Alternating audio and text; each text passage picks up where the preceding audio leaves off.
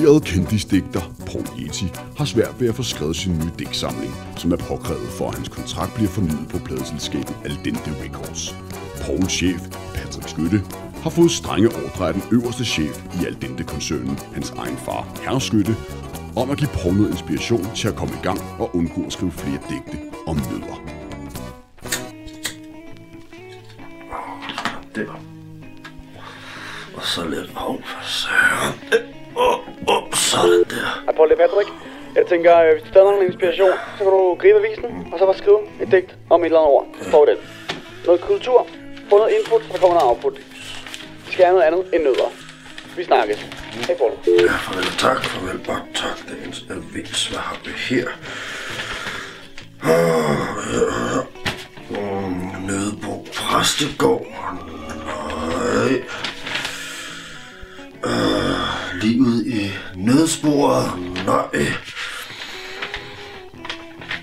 Nødknækkeren. Nej. Nødpatruljen. Nej, ikke noget med nødder. Ikke noget med nødder. Ikke noget med nødder. Ikke noget med nødder. Hvad så? Ikke noget med nødder.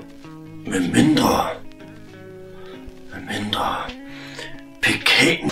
Nu sker det endelig. Paul Yetis 14 digte om jul og påske. Julens suveræn bedste digtoplæsningsplade nogensinde overhovedet. Lige til samlingen. Bestiller du nu, får du 50% rabat på denne fantastiske Paul Yeti M-hætte Yeti Blow 6000. Lav dit risengrødfred uden bekymring for røg i køkkenet.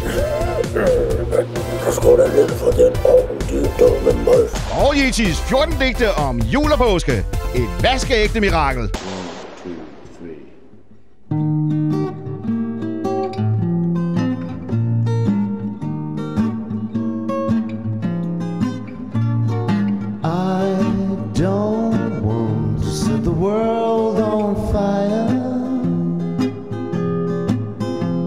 I just wanna start a flame in